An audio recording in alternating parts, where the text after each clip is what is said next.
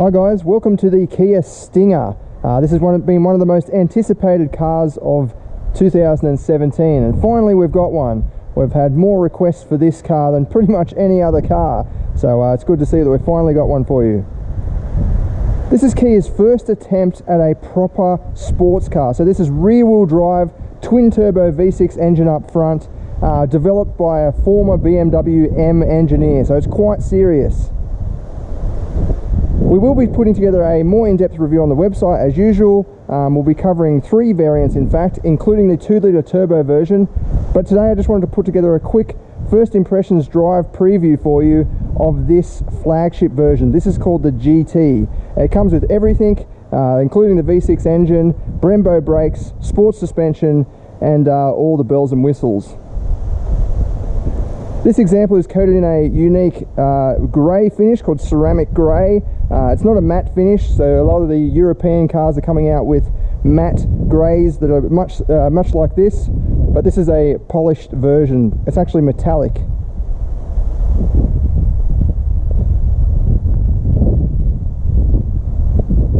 Kia's gone for a bit of a niche with this car because it's not quite a large sedan. It's actually a fastback, which means the boot lid and the windscreen pop up together like a hatchback.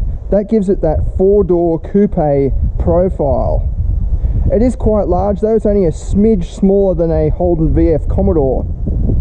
So it's basically a sedan, but a more sporty version of it.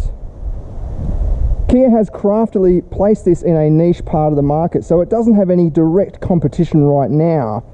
In fact, its closest competitor in terms of specs would have to be the BMW 440i Grand Coupe. That comes with a turbocharged 6-cylinder engine as well with rear-wheel drive, but other than that there's no real competitors for this style of vehicle. In terms of the price though, this top version kicks off from about $59,990 before on-road costs. So that puts it up against cars like the Ford Mustang V8. In terms of the design though, it looks very imposing. It's got Kia's Tiger Nose grille at the front.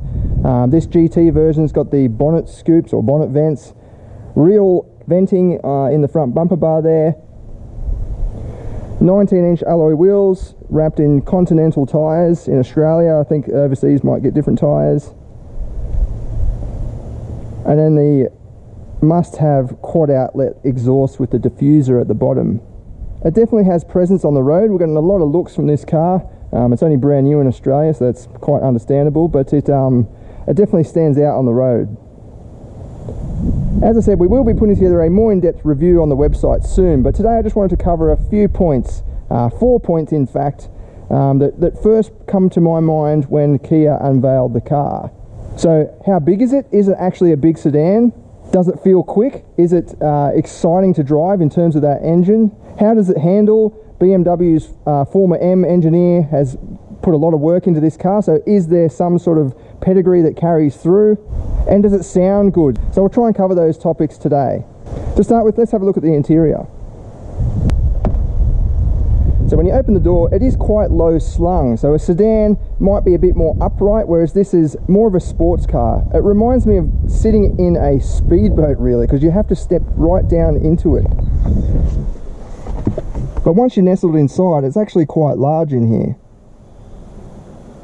And there is a big door opening, so some cars that are in the market at the moment that have this sporty 4-door coupe profile, the doorway is very awkward and sometimes the pillar spears right towards your head and it becomes, you know, uncomfortable just getting in and out. Apart from stepping down into the cabin, there's plenty of headroom. You don't knock your head on the way in, and it feels large inside, as I said. It's very good quality in here, so you've got leather or leatherette style stuff on the dash, soft material for the upper dash, and then lots of metallic trimming. The buttons also feel very nice to press. And being a Kia, it is quite practical, so dual cup holders, a big center console box, and in this version a wireless mobile phone charger. It doesn't work with iPhones, it only works with, well, so far I know it works with Samsung. Let's have a look at the back seat. So again, that seat is quite low set. It's not like stepping into an SUV by far. It's actually quite low, and the floor down there is very close to the ground, so you do have to step down into it. But the doorway is quite wide. You don't bump your head or anything coming in, and it's easy for you to wrap your legs over into the footwell. And then once you're back here, you've got plenty of room. My head is nowhere near the roof, but I think a taller person might get pretty close to touching the ceiling there. But legroom is very good. But yeah, this is a car you could definitely carry 4 adults in. I see no reason why this can't compete with vehicles like the Toyota Camry and even the Holden Commodore, the upcoming Holden Commodore from Europe. Okay, let's take it for a drive and see how it goes.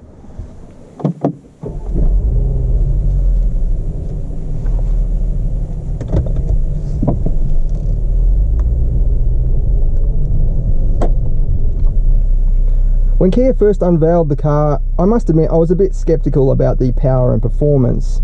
Kia is claiming 0 to 100 takes just 4.9 seconds. We will be doing our 0 to 100 test later on in a different video, but for now I just wanted to do a bit of a test that I like to do for some sports cars. And that's just nail the throttle off the mark. What happens? This gives me a bit of an idea of how connected the driveline is, if there's any turbo lag and things like that. So I've got the stability control completely turned off. I'll just put it into sport mode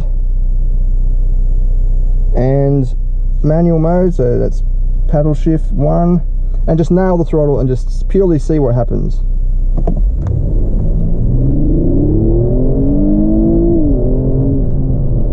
So it was pretty seamless getting off the line. There seems to be a little bit of a delay or a bit of lag, but remembering this is a conventional automatic gearbox with a torque converter. This is not a dual clutch. So if you do that with a dual clutch gearbox in a sports car, often what happens is you get a whole lot of wheel spin, because basically it's like dropping the clutch in a manual car. So it just rockets off. There's a bit of a delay to start with as the clutches grab, and then it produces a lot of wheel spin. Whereas this, it just smoothly takes off. So it felt like the tyres were just starting to lose their traction as the revs built, as the horsepower came in. But yeah, there was no drama whatsoever, and it took off. So it's quite exciting. I'll do that again for you, just in case you wanted to or didn't believe what happened or anything like that. I'll just do it again, and I'll turn the air conditioning off this time just to give us that tiny bit more power. This road is quite grippy. It's actually very coarse. It's like driving on sandpaper, really. It really rips into the tyres. So if you've got good traction getting off the line here, I mean, if you're wheel spinning off the line here, you've got problems, you know. Well, not problems, but maybe perhaps too much power for the tyre width.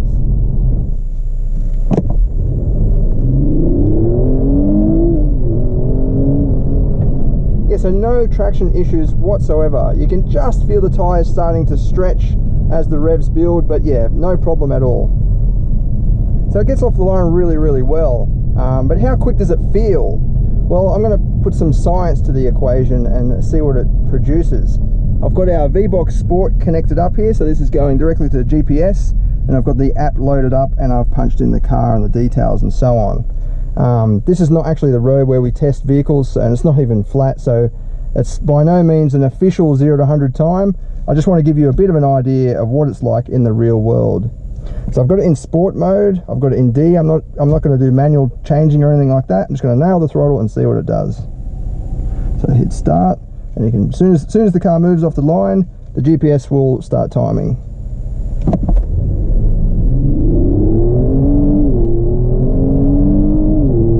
That's 100. So that's just done it in 5.6 seconds, and it was actually a slight incline, a bit of a hill going up, so it's not bad, and that's without the factory launch control.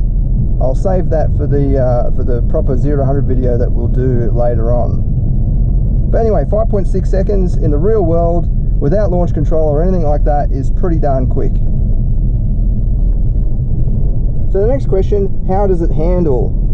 Being Kia's first sports car, Kia doesn't really have any benchmarks or any experience building drivers' cars, so it's going to be hard for it, at least theoretically, hard for it to achieve a good result.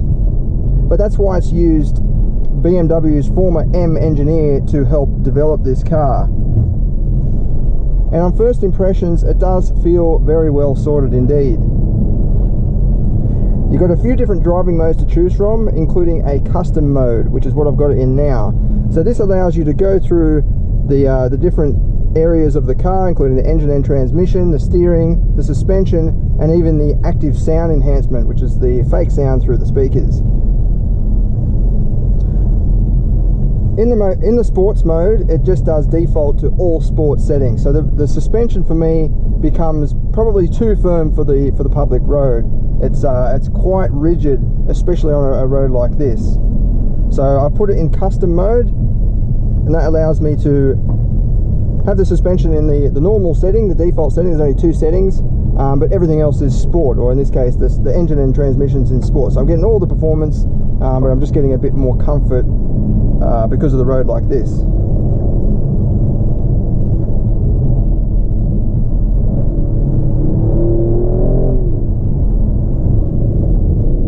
But yeah, it does feel very tight. It feels very nimble. I think there's a torque vectoring diff going on, because I can feel it really wants to twist the rear end out, and you can even drift it a little bit. And it feels good. There's a lot of communication coming through the wheel. It's not quite as pure as some of the European rivals, or even cars like the Toyota 86, but there's a good amount of communication. It's more than adequate. Plenty of traction, plenty of low down torque. So that was just nailing it in 3rd gear and letting it build up itself. But you can change back down to 2nd. Get a little bit of a drift going. Yeah, it feels very confident. It doesn't feel like it's going to come unstuck very easily. You have to actually provoke it to come unstuck.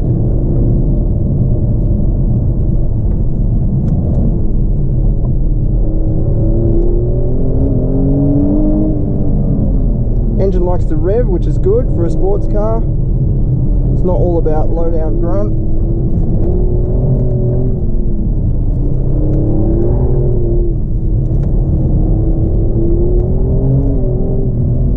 It's got some braking control going on. Even though I've got the stability control completely turned off, it won't let me completely drift it for some reason, which is weird. I've got everything turned off. I've held down the button for a good 3 seconds, but yeah, even then, it's still, once it kicks out, it will just kick out for a little bit and hold you at that angle. It won't let you go any further. Not in the settings I've got right now anyway. There must be a different way that you can turn everything off. But yeah, it is a natural drifting machine. It likes to kick the tail out. It likes to steer from the rear, which is very good for a typical sports car. So aside from the drift ability, the handling of this is very good. You can tell that it has been engineered over a long period with lots of strenuous testing and various tracks. It's very flat. That low profile body provides a low center of gravity, so all the weight is low down with very little body roll.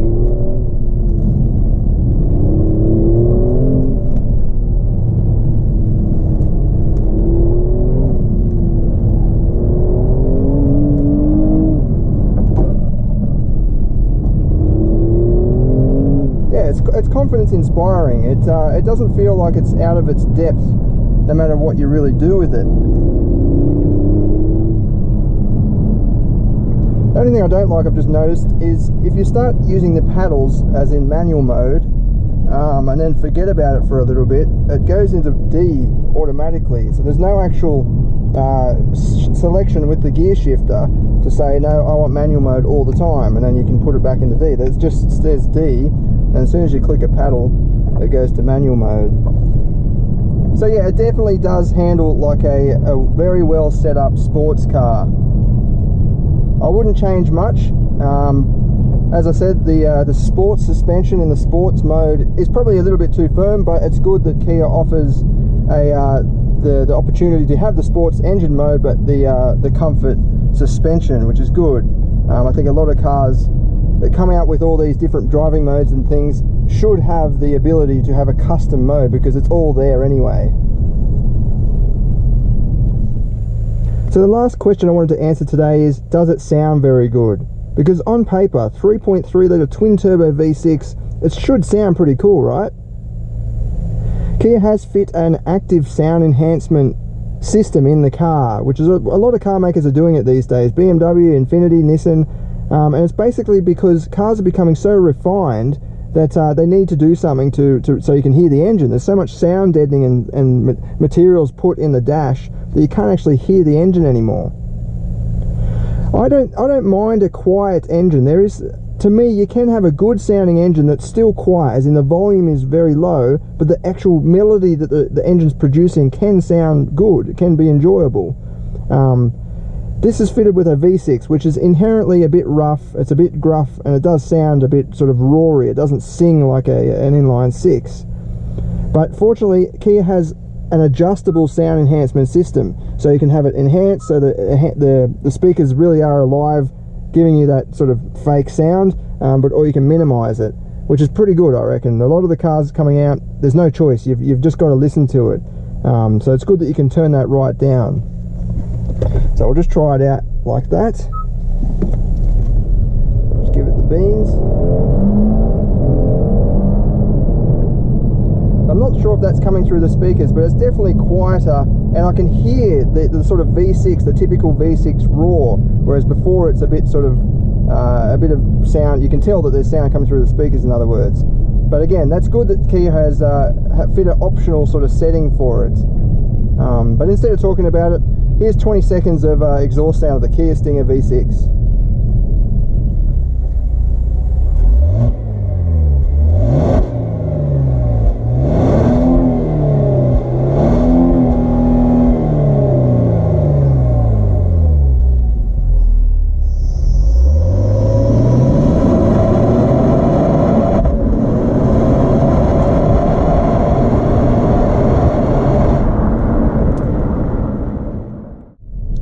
On first impressions, I think Kia has come up with a cracker of a car.